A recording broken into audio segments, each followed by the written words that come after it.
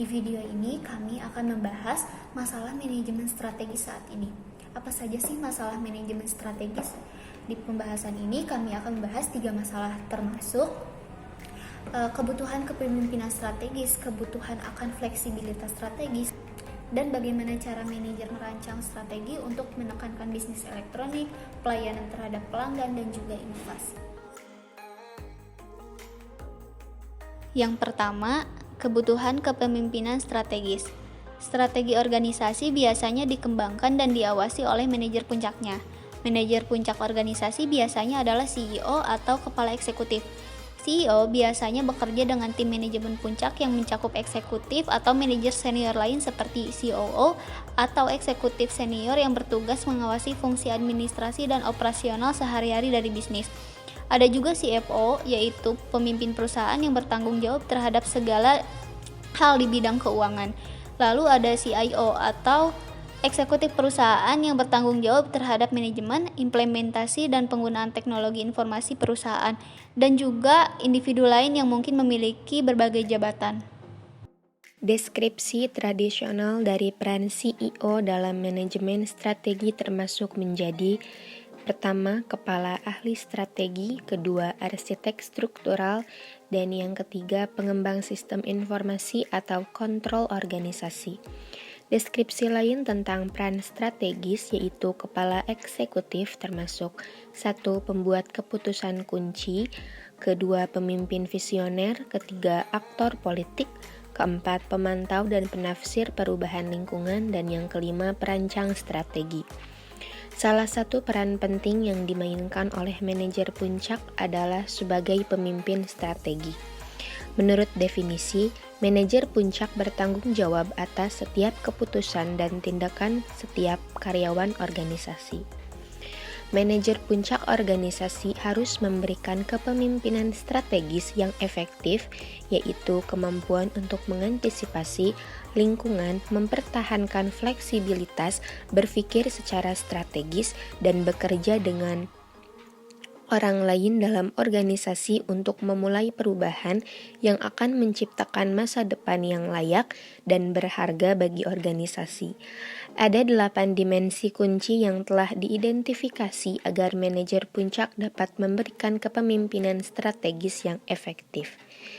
Dimensi ini termasuk menentukan tujuan atau visi organisasi, kedua, mengeksploitasi dan memelihara inti organisasi kompetensi, ketiga, mengembangkan sumber daya manusia organisasi, keempat, menciptakan dan memelihara hubungan organisasi, kelima, membingkai kembali pandangan yang ada dengan mengajukan pertanyaan tajam dan mempertanyakan asumsi, keenam, menekan keputusan dan praktik organisasi yang etis, dan yang terakhir, menetapkan kontrol organisasi yang seimbang secara tepat.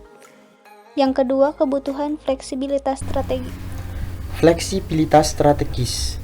Tidak ada jaminan bahwa strategi yang telah kita buat itu akan berjalan dengan lancar atau berhasil. Seperti halnya sebuah eksperimen pastinya melewati proses kegagalan atau kesalahan yang perlu dievaluasi kembali.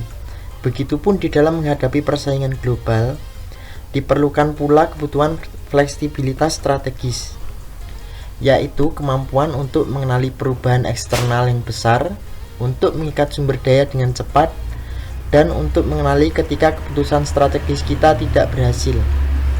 Hal tersebut tentunya supaya manajemen dapat dengan cepat merespon apakah strategi kita sudah berhasil atau belum. Dan saran mengembangkan fleksibilitas strategi yaitu ada 8 macam yang diantaranya: 1.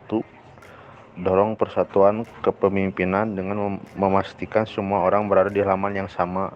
Yang kedua yaitu jaga sumber daya tetap mengalir dan pindahkan sesuai keadaan. Yang ketiga, memiliki pola pikir yang tepat untuk mengeksplorasi dan memahami isu dan tantangan. Yang keempat, ketahui apa yang terjadi dengan strategi yang saat ini digunakan dengan memantau dan hasil pengukuran. Yang kelima, mendorong karyawan untuk terbuka dalam mengungkapkan dan berbagi informasi negatif. Yang keenam, dapatkan ide dan perspektif baru dari luar organisasi. Yang ketujuh, memiliki banyak alternatif saat membuat keputusan strategis. Yang kedelapan, belajar dari kesalahan. Ada 3 strategi penting dalam lingkungan saat ini. Yang pertama yaitu strategi e-bisnis, yang kedua strategi pelayanan pelanggan, dan yang ketiga yaitu strategi inovasi. Di sini saya akan menjelaskan mengenai strategi e-bisnis. Manajer menggunakan strategi e-bisnis untuk mengembangkan keunggulan kompetitif yang berkelanjutan. Pemimpin biaya dapat menggunakan e-bisnis untuk menurunkan biaya dengan berbagai cara. Misalnya, mungkin menggunakan penawaran online dan memprosesan pesanan untuk menghilangkan kebutuhan akan panggilan penjualan dan untuk mengurangi biaya tenaga kerja penjualan.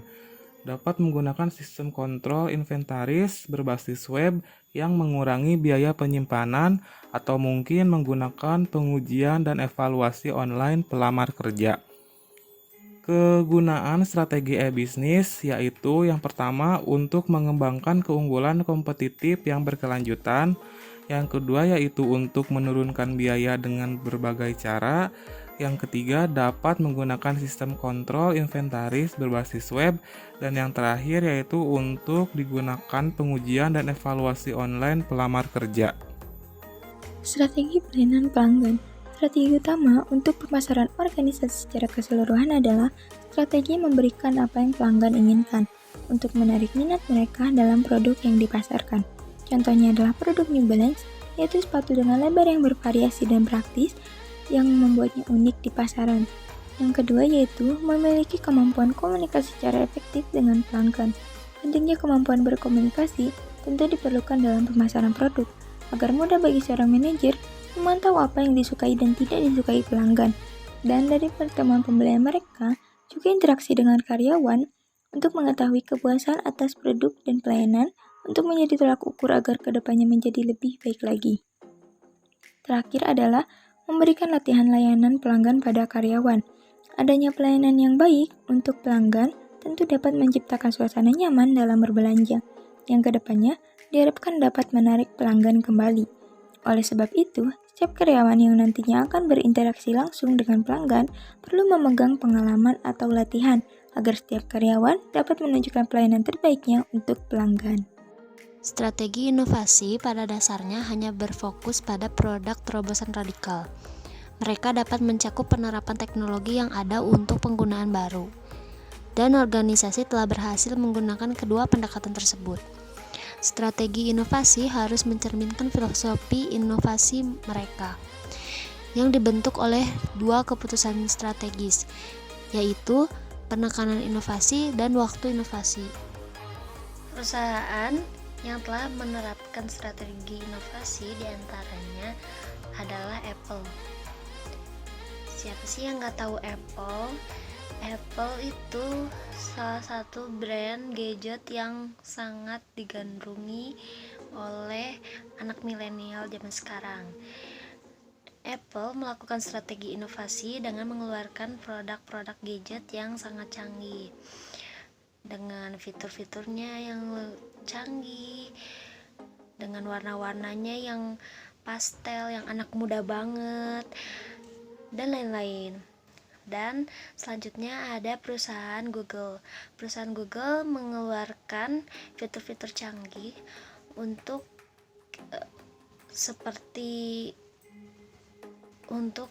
menunjang kita dalam teknologi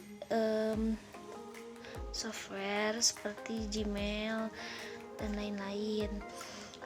Dan yang terakhir ada dari restoran siap saji, yaitu KFC. Mungkin kalian yang tahu tentang KFC pasti terkenal dan tahu yang pertama itu adalah ayam gorengnya. Ya, ayam goreng crispy dan ayam goreng original.